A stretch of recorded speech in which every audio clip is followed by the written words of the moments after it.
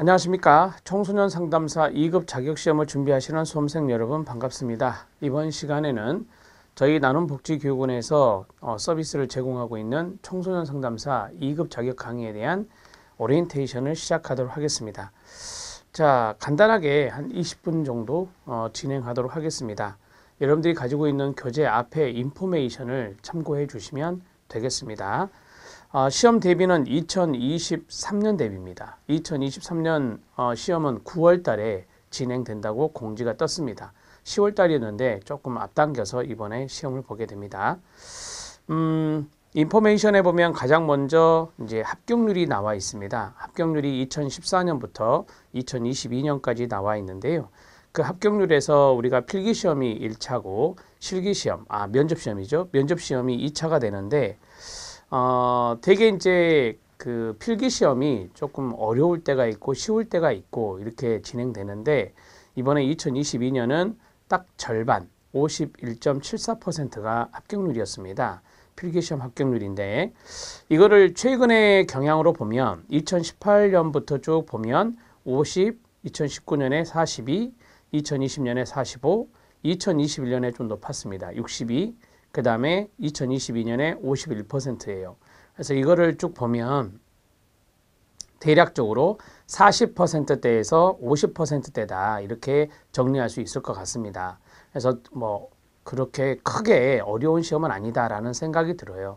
그래서 이 정도의 합격률이면 여러분들이 충분히 계획성 있게 잘 진행하신다면 좋은 결과가 필기시험에 있을 것 같습니다.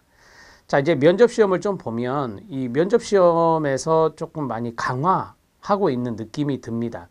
처음에는 되게 이제 뭐 80%대 후반 정도 이렇게 좀 나왔었는데 때에 따라서는 뭐 70%대도 나오고 그 다음에 80%도 나오는데 대략적으로 80%로 보시면 될 것 같습니다. 평균적으로. 그래서 여러분들이 80% 정도라면 10명 중에 2분이 이제 그 면접에서 이제 안 좋은 결과가 나오는데 면접 시험은 우리 나눔복지교육원에서도 이제 서비스를 하고 있습니다. 면접 강의와 교재 나오고 있는데 그 내용만 좀 잘 따라오신다면 큰 문제 없이 합격하실 것 같습니다. 자, 이제 청소년 상담사 자격시험 안내에 대해서 보겠습니다. 우리는 이제 2급이기 때문에 2급의 내용을 좀 보면 이제 시험 과목은 여러분들이 많이 아실 겁니다. 자, 필수 과목이 4과목이고 선택 과목이 2과목입니다. 필수 과목 4과목은 청소년 상담의 이론과 실제 해볼 만한 과목입니다. 상담 이론 내용이 많이 나오죠. 그래서 여기에서는 여러분들이 25문제잖아요. 25문제에서 충분히 20문제를 맞출 수 있어야 합니다. 문제가 또 어렵지 않게 출제가 되니까요. 그 다음에 두 번째 상담연구방법론의 기초입니다. 이게 조금 뭐랄까 과락을 걱정해야 되는 과목 중에 하나입니다. 청소년 상담연구방법론의 기초는요. 제가 이제까지 기출문제를 쭉 보면 진짜 어려울 때도 있고 또는 약간 수월할 때도 있고 그랬거든요. 그래서 필기시험 합격률에 이 뭐랄까요 높을 때 낮을 때를 좌우하는 그 결정적인 역할을 하는 것이 바로 상담연구방법론의 기초입니다. 그래서 특별히 상담연구방법론의 기초는 통계학을 공부하지 않으신 분이라면 여러분들이 이론 강의를 좀 탄탄하게 들어주신 다음에 기출문제를 봐야 조금 이해가 될 겁니다. 기출문제를 먼저 보시면 좀 시행착오를 겪으신 분들이 좀 있더라고요. 그 다음에 세 번째가 심리측정 평가의 활용입니다. 심리측정 평가의 활용도 약간 어려운 과목인데 상담연구방법론의 기초보다는 좀 덜합니다. 문제가 예를 들어서 투사적 검사 쪽이 좀 많이 나오잖아요. 그러면 문제가 좀 어려운 축에 들어가게 되는 거고 우리가 보통 객관적 검사 같은 경우는 해석의 문제도 그리 어렵진 않거든요. 근데 문제는 로샤 문제 이런 거 뭐 HTP라든지 그 다음에 BGT라든지 TAT라든지 이런 해석의 문제가 좀 출제가 되면 이게 조금 어려워집니다. 그래서 그런 부분들을 좀 감안해서 기출문제를 조금 정리하면 도움이 되실 것 같습니다. 자, 그 다음에 이상심리가 있습니다. 이상심리는 암기조, 진단기준이 가장 중요한 포인트인데 여러 가지 장애에 대한 진단기준을 공부해야 되는 겁니다. 그래서 이거는 암기다 이렇게 생각하시면 돼요. 근데 이 암기를 그냥 전체적인 영역을 다 할 수는 없잖아요. 한계가 있죠. 그래서 기출문제 위주로 정리를 하는 게 가장 좋습니다. 이제까지 기출문제 보면은 잘 나오는 장애가 계속 나와요. 예를 들어서 조현병이라든지 불안장애라든지 우울장애라든지 양극성 장애라든지 이거 외에도 엄청나게 많잖아요. 그래서 이러한 장애들이 기출문제에 골고루 잘 출제가 돼 있어요. 그래서 기출문제 위주로 정리를 하면 되고 2013년에 개정된 DSM-5가 기준이에요. 그래서 이것은 법령이 아니기 때문에 바뀌지 않습니다. 그래서 그대로 정리를 계속 해 나가면 아주 좋은 내용이 될 것 같고 제가 이론 강의 때 이렇게 판서하면서 이렇게 조금 뭐랄까 정리를 하고 했거든요. 각 장애마다. 그래서 그 내용들을 좀 정리해 놓고 여러 번 보는 것도 도움이 될 것 같은데요. 기출문제 위주로 정리하셔도 될 것 같다. 자, 그 다음에 선택 과목 두 과목입니다. 진로 상담, 집단 상담, 가족 상담, 학업 상담 중에 두 과목인데 저희 나눔복지교군에서는 집단 상담하고 가족 상담 두 과목을 선택해서 했습니다. 집단 상담은 문제가 좀 쉽기 때문에 집단 상담을 또 여러분들이 나중에 현장에서 할 수도 있고요. 그래서 집단 상담은 좀 쉽기 때문에 제가 이제 이거를 선정했습니다. 저기 위에 상담 이론과 실제가 있잖아요. 상담 이론과 실제에 많은 상담 이론이 있는데 그 이론을 그대로 집단에 적용하게 되면 그게 또 집단 상담 이론이 되거든요. 그래서 이게 뭐랄까요? 연계가 됩니다. 서로 관련성이 있기 때문에 집단 상담을 했고요. 그 다음에 하나 이제 제가 고민한 게 가족 상담으로 할까 진로 상담으로 할까 고민을 많이 했습니다. 근데 가족 상담을 청소년 상담사분들이 좀 해요. 그래서 진로 상담도 하시긴 하시겠지만 그래서 가족 상담 영역을 하는 게 조금 더 임상에서 활용도가 높지 않을까 이런 생각을 해봤습니다. 그리고 이제 진로 상담 같은 경우 학자들이 아주 많거든요. 그리고 가족 상담도 있긴 있지만 학자들의 이론적인 부분들을 본다면 가족 상담이 좀 적습니다. 그래서 상담 이론적인 부분이 좀 적은 차원에서 제가 이제 가족 상담을 선택했다 이렇게 생각하시면 되겠습니다. 그래서 집단 상담과 가족 상담 이 두 가지 내용을 이론적인 부분을 정리하고 그 다음에 이제 기출을 하시면 될 것 같습니다. 이렇게 해서 필수 과목 4과목, 선택 과목 2과목에 대한 내용을 말씀드렸는데요. 이 내용 각자가 좀 다양한 특징들이 있는데 여러분들의 전략 과목이라고 할 수 있는 것들을 좀 말씀을 드리겠습니다. 여기에서는 20개 이상을 맞춰야 되는 그 내용인데요. 자, 20개 이상을 맞출 수 있는 것을 좀 생각을 해보면 첫 번째 청소년 간단하게 쓰겠습니다. 상담 이론과 실제입니다. 물론 이제 개인차가 있겠지만 제가 생각하는 기출문제의 경향하고 비추어 봤을 때 그렇다는 겁니다. 그 다음에 두 번째가 이상심리입니다. 이상심리는 암기하면 점수가 많이 나올 수 있는 거예요. 그래서 이상심리는 제가 기출 위주로 정리를 하면은 좋은 효과를 볼 수 있을 겁니다. 되게 숫자 문제를 많이 냅니다. 뭐 18세 이상, 6개월 뭐 이런 숫자들이 있잖아요. 그런 숫자들에 조금 조심하시면서 이것도 조금 암기가 필요하다라고 하는 겁니다. 그 다음에 세 번째가 집단 상담입니다. 집단 상담은 전통적으로 쉽다라고 말할 수 있고요. 여기 있는 상담 이론과 실제가 이 연동이 되는 겁니다. 그래서 이 세 가지 과목에 대해서 20개 이상을 여러분들이 맞췄으면 좋겠습니다. 자, 되셨죠? 자, 그 다음에 이제 25문제니까 25문제의 60% 정도, 25문제의 60%, 그러면 5, 6, 30, 2, 6, 12, 15개 정도가 되거든요. 15개 정도면 조금 불안하죠, 여러분. 그렇죠? 그래서 조금 더 맞아 주셔야 됩니다. 18개 정도로. 그래서 20개 이상은 이렇게 세 과목으로 하고 그 다음에 18개 이상, 18개 이상을 맞춰야 되는 것이 있어요. 자, 그러면 이제 두 번째 전략 과목이다 이렇게 생각하실 수 있는데 두 번째 전략 과목에서는 거기 있는 심리 측정 평가의 활용입니다. 심리 측정 평가의 활용을 18개 이상 맞춰주면 좋습니다. 심리 측정 평가의 활용입니다. 지금 목표치를 말해드리고 있어요. 심리 측정 평가의 활용을 18개 이상, 8개 이상. 이 투사적 문제가 아주 많이 나오진 않거든요. 일부분 나오는 것이기 때문에 이런 부분이 좀 어려운 것을 감안한다면 18개 이상은 맞출 수 있습니다. 자, 이제 어려운 과목들이 남았네요. 가족 상담이 쉬울 것 같죠? 그렇지 않습니다. 가족 상담이 쉬울 때도 있지만 좀 어렵게 나올 때도 있더라고요. 그래서 제가 이제 세 번째 분류에 넣었는데요. 자, 15개까지입니다. 그러니까 여기 밑으로 나오면 안 돼요. 여기 밑으로 내려가지 않도록 15개면요. 25문제에서 10문제는 양보하는 거예요. 그래서 15개로 이제 픽스한다면 상담 연구 방법론의 기초, 상담 연구 방법론의 기초, 그 다음에 가족 상담입니다. 가족 상담 이렇게 정리하시면 돼요. 자, 이 두 과목이 쉽냐, 이 두 과목이 어렵냐에 따라서 약간 합격률이 들쭉날쭉한다라고 보시면 돼요. 근데 여러분들의 목표는 이렇게 잡으셔야 돼요. 이게 이제 목표치다라고 보시면 됩니다. 목표치.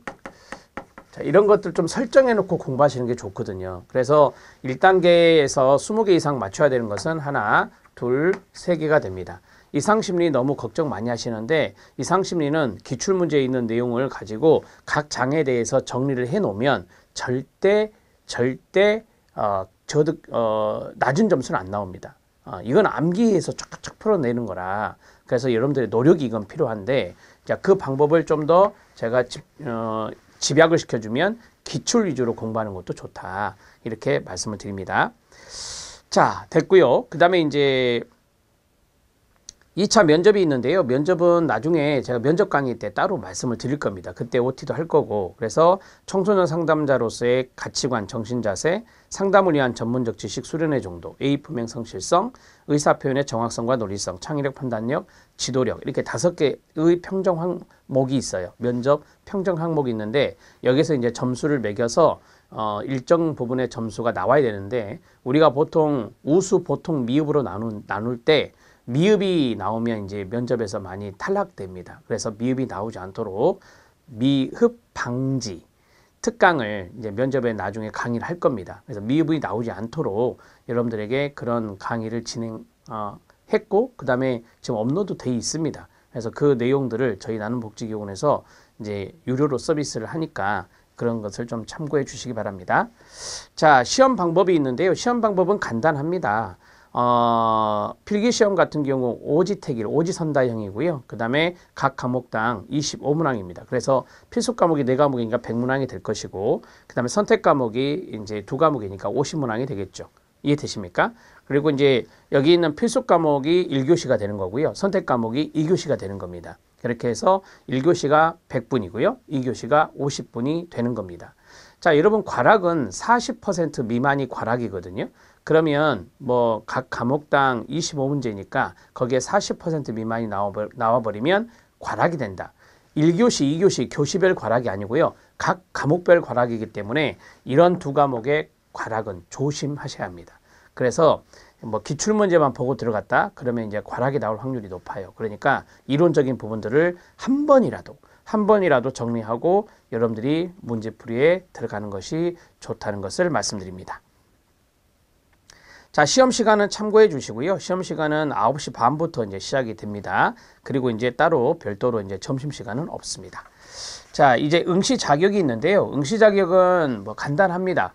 학사가 있으면 3급, 석사가 있으면 2급, 박사 학위가 있으면 이제 보통 1급이 되거든요. 그래서 이제 현장에서 상담 경력이 인정되는 분들은 별도로 이제 그런 내용을 가지고 응시 자격이 주어질 수 있는데, 이거 상담 실무 같은 경우는 여러분들이 한국산업인력공단 전문 자격팀에 꼭 문의를 하셔야 됩니다. 문의를 하셔서 그것을 확인받고 준비하셔야 한다는 거. 근데 학위 기준으로 말씀드린다면 학사, 석사, 박사 이렇게 정리가 된다고 말씀드릴 수 있겠습니다. 자, 거기 응시 자격을 보면 2급을 보시면요. 상담 분야 석사, 상담 분야 학사 플러스 3년, 상급 자격증 플러스 2년 이렇게 되어 있습니다. 이거 3년 2년이 뭔지 아시죠? 상담 실무 경력을 말하는 겁니다. 근데 이제 상담 실무 경력 인정에 대해서 이제 산업인력공단에 이걸 물어보셔야 된다는 것을 말씀드린 겁니다. 이렇게 정리해 놓으시고요. 그러면 거기 보면 상담 분야라는 말이 있었잖아요. 상담 분야라는 게 뭐냐? 거기 반가루 응시 자격의 오른쪽에 반가루 2번을 보면 여성가족부령이 정하는 상담 관련 분야 이게 나오죠. 청소년 기본법 시행규칙 제7조에 보면 나오는데요. 자, 거기에 보면 박스가 있고 이 밑에 보면 당구장 표시가 있어요. 위에 있는 박스는 그냥 참고하시고요. 밑에 있는 당구장 표시를 잠깐 보세요. 거기에 보면 두 번째 거 당구장 표시를 보세요. 동일 유사 교과목 인정 여부 판단할 때 기존에 인정된 동일 유사 과목명, 현재까지 인정된 과목은 공단 청소년 상담사 홈페이지 공지사항에 있습니다. 자, 핵심 키워드가 일치하면 과목명에 론, 학, 연구, 과정, 세미나, 이론 등이 포함된 경우나 및 그다음에 그 로마자로 우리가 보통 사회복지 세미나, 예를 들어 상담 세미나 그러면은 이제 퍼스트, 세컨드 이렇게 하잖아요. 1학기 때 퍼스트를 하고 2학기 때 세컨드 하고 이렇게 하는데, 자, 이거와 같이 조사나 또는 숫자가 다른 경우에 동일 유사 과목으로 인정이 가능하다 이렇게 돼 있습니다. 그러니까 여러분들이 이제 예를 들어서 상담 관련 분야의 내용의 교과목을 들었는데 이 교과목에 인정되는지 안 되는지 그게 이제 궁금할 수 있거든요. 왜 학교에서 정하는 교과목하고 여기에서 말하는 교과목이 약간 비슷한 거 같은데 조금 헷갈린다라고 한다면 이런 부분들을 이제 한국산업인력공단에 꼭 문의를 해 주셔야 됩니다. 자, 됐습니다. 이 정도 정리를 해 주시고요. 자, 그 다음에 이제 우리가 상담 관련 분야에 그 학과가 있을 거 아니에요. 내가 무슨 학과에 나왔는데 내가 응시 자격이 되는지 이걸 물어보신 분도 있어요. 그럼 맨 위로 올라가면 돼요. 맨 위로 올라가면 그 당구장 표시 두 번째 거 비고 밑에 있는 거 보면요. 10개 상담 관련 분야가 나옵니다. 10개 상담 관련 분야를 쭉 읽어드리면 청소년학, 청소년 지도학, 교육학, 심리학, 사회사업학, 사회복지학, 정신의학, 아동학, 아동복지학, 상담학입니다. 자, 그 다음에 이제 이 외에도 인정되는 A씨를 보면 청소년 플러스 상담학, 아동 플러스 상담학, 그 다음에 교육 플러스 심리학 이런 것도 있거든요. 학과명에. 그래서 이러한 부분들이 이제 좀 정리가 되고, 그런데 이제 문제는 학위명이 아니라 학과명이나 전공명으로 판단을 합니다. 여러분들이 받을 학위명이 있을 거고, 그 다음에 여러분들이 전공한 전공명이나 학과명이 있을 건데, 여기에서 우리가 인정 A씨는 학위명이 아니라 전공명 또는 학과명이에요. 그래서 그걸 기준으로 판단하기 때문에 그 내용을 여러분들이 좀 참고해서 보시면 될 것 같습니다. 자, 응시 자격에 대해서 이 정도 말씀드리면 되고요. 이제 실무 경력 인정 기관이 쭉 나오는데 이런 것들이 약간 복잡할 수 있다는 거예요. 그래서 이런 것들은 혼자 고민하지 마시고 산업인력공단에 문의하시면 바로 이제 응답을 받을 수 있습니다. 자, 그 다음에 이제 시험 프로세스에 대해서 잠깐 말씀드리겠습니다. 방가루 6번에 보면 합격자 결정 기준 밑에 보시면 1차 필기시험이 나와 있어요. 2차 면접시험이 나와 있고, 그래서 필기시험을 먼저 보고 그 다음에 필기시험 합격 예정자가 나오겠죠. 그 사람이 이제 면접시험을 보고 면접시험 합격 예정자가 발표가 되고, 그 다음에 마지막에 응시 서류 심사를 합니다. 응시 자격 서류 심사를 해서 최종 합격자가 나온다라고 보시면 돼요. 상당히 긴 프로세스가, 상당히 긴 기간이 요구된다라고 보시면 됩니다. 자, 그 다음에 2차 면접시험이 있는데, 면접시험은 제가 앞에서 말씀드린 대로 면접 특강 때 그때 또 말씀을 드리도록 하겠습니다. 자, 시험 면제가 되는 경우도 있습니까? 네, 있습니다. 필기시험과 서류심사에 합격해서 면접시험에 불합격 되신 분들이 있거든요. 그런 분들은 다음 해 시험에 한해서 필기시험이 면제됩니다. 그러니까 바로 다음 회차 한 번만 면제가 되는 거니까 바로 그 다음에 면접시험에서 합격을 하셔야 돼요. 그 다음 해까지 넘어가면 이제 필기시험 다시 보셔야 됩니다. 그래서 한 번의 기회를 더 주는 거죠. 다음 회차에 한해서 한 번의 기회를 더 주는 거니까 필기시험 합격하고 면접에서 잘못되었다 하더라도 너무 낙심하지 마시고 면접시험 잘 준비하면 되잖아요. 80% 이상의 합격률이니까 그렇게 해서 정리하시면 되겠습니다. 자, 마지막으로 이제 합격 전략이 있습니다. 이 합격 전략은 여러분들이 한번 꼼꼼하게 읽어 주시면 좋겠는데, 1번부터 5번까지 나와 있어요. 5번까지 나와 있는데 가장 중요한 포인트는 뭐냐면 이론에서 기출에서 실전 문제의 어떤 패턴으로 가라, 그거예요. 그러니까 처음부터 문제를 달라들지 마시고 이론적인 부분을 단 한 번이라도 보고 문제 푸는 게 좀 다르거든요. 그래서 이론하고 문제하고 기출문제하고 실전문제하고 이런 식으로 가는 게 좋다라고 하는 것을 말씀드린 겁니다. 근데 여기에서는 방법론이 여러 가지가 있겠죠. 이론을 쭉 보고 기출을 쭉 보고 이렇게 갈 수도 있고요. 예를 들어서 여기가 중요하다 그랬잖아요. 그럼 여기에 이론 강의는 많이 보셔야 되겠죠. 이 20개 이상 맞추려면. 그래서 예를 들어서 이런 거예요. 총선 상담 이론과 실제로 이론을 봤어요. 그러고 나서 기출을 보는 거죠. 실전은 우선 놔두고. 됐어요? 이렇게 두 개만. 자, 그 다음에 두 번째, 여기, 이제 제가 좀 이따 말씀드리겠지만, 여기에 연동되는 과목이 이거라고 그랬잖아요. 그럼 이걸 하는 게 낫죠. 이거 다음에 이거 집단 상담을 한다. 그러면 집단 상담의 이론을 듣고, 그 다음에 이제 기출을 보는 거죠. 이런 식으로 방법론이 있고, 이론만 쫙 보고, 기출만 쫙 보고. 근데 저는 전자를 추천합니다. 전자를. 왜냐하면, 이걸 제일 먼저 이론했잖아요. 이걸 제일 마지막에 했어요. 예를 들어서, 기억 안 납니다, 잘 안 난다고요. 시간이 많이 흘러갈 거 아닙니까? 그래서 이 이론 강의 강좌 수가 좀 있거든요. 그래서 그런 부분들을 좀 이렇게 망각하지 않고 계속해서 유지시키는 방법은 그렇습니다. 기출까지 가는 거죠. 근데 이론하고 기출하면 약간 풀리긴 풀리겠죠. 그러면 이제 기출을 풀 때 먼저 미리 한번 풀어보는 거예요. 그래서 채점도 매고 겸손하게 매고 그 다음에 틀린 문제 체크해 놓고. 왜 틀린 문제 체크해야 되냐면 틀린 문제를 나중에 점검을 해야 되거든요. 근데 자기가 채점을 안 매놓으면 자기가 틀렸는지 안 틀렸는지도 몰라요. 그래서 나중에 이제 시험 닥쳐갖고 한 달 정도에서 해야 될 거리가 있는데 그게 뭐냐면 내가 틀렸던 문제를 점검하는 거예요. 기출 문제가 됐든 실전 문제가 됐든. 그리고 나서 이제 그걸 점검하고 시험장 가는 거거든요. 이제 그런 것들을 미리 이제 그 세팅을 해놔야 되잖아요. 세팅을 해놓기 위해서는 채점을 매야 된다라고 하는 거죠. 문제는 예습이 중요한 거예요. 이론은 복습이 중요한 거고. 이론은 복습을 꼭 해야 되고 그 다음에 문제는 예습을 해야 돼요. 예습을 해서 문제를 풀고 그 다음에 채점 매고 그 다음 복습 들어가는 거죠. 이런 식으로 정리를 하는 거예요. 강의를 통해서 복습을 하는 겁니다. 자, 그 내용들이 쭉 써져 있어요. 그래서 이 내용들을 잘 숙지해 주시면 되고 자, 필기시험 합격을 위한 최적의 학습 전략 4가지가 있습니다. 첫 번째, 모든 학습은 반복 학습이 중요하다라고 했어요. 에빙하우스가 복습의 중요성을 이야기했잖아요. 공부를 했다. 동영상을 보고 공부했다. 그러면 바로 30분 이내에 복습을 1차적으로 해주는 게 좋다.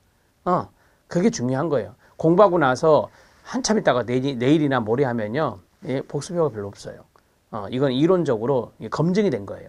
그러니까 바로 복습을 할 때 이 동영상 강의 한강 들었잖아요. 예를 들어. 그러면 제가 포인트 드린 거 그것만 보고 넘어가는 거예요.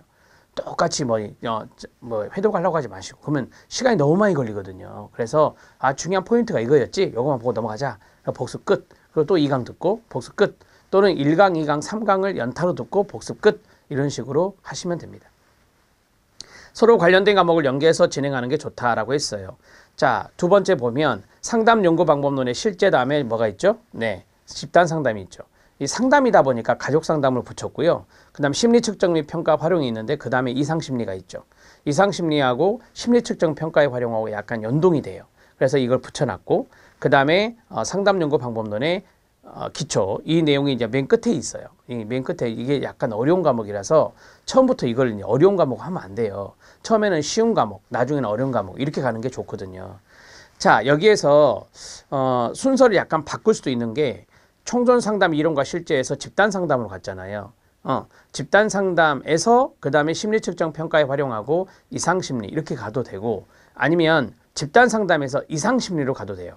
자, 제가 이 순서대로 하나, 둘, 셋 이렇게 가도 된다고요. 이게 이제 전략 과목이니까 그래서 먼저 하라고요. 하나, 둘, 세 개 하고 그 다음에 가족 상담 들어가면 좋겠죠. 왜냐하면 상담 공부를 해놨기 때문에 가족 상담이 약간 수월할 수 있거든요. 이거 한 다음에 이제 심리 측정 평가의 활용, 그 다음에 상담 연구 방법론의 기초 이렇게 해도 됩니다. 여러분들이 한번 이것은 곰곰이 고민을 해보셔야 돼요. 과목의 순서를 어떻게 할 것이냐. 제가 이제 추천하는 것은 연관되는 것을 붙여라 이거예요. 그 다음에 세 번째는 이론, 문제풀이, 그 다음에 최종 모의고사 점검의 순서대로 하는 게 바람직하다.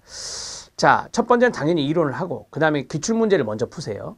그 다음에 실전 문제, 예상 문제 있는데 저희가 이제 예상 문제를 한 3회분 정도 예상하고 있어요. 그래서 3회분 정도 2023년 기출 패턴하고 좀 비슷하게 만들어서 예상 문제 하고, 그 다음에 최종 모의고사가 있는데, 최종 모의고사는 시험 보기 한 달 전에 저희들이 온라인 모의고사 시스템을 만들어서 여러분들에게 서비스를 할 거예요. 그래서 물론 이제 우리 강의를 안 들었던 분들은 그냥 유료로 보셔야 되는 거고, 우리 강의를 보셨던 분들은 이제 뭐 서비스 차원에서 넣어드릴 수도 있어요.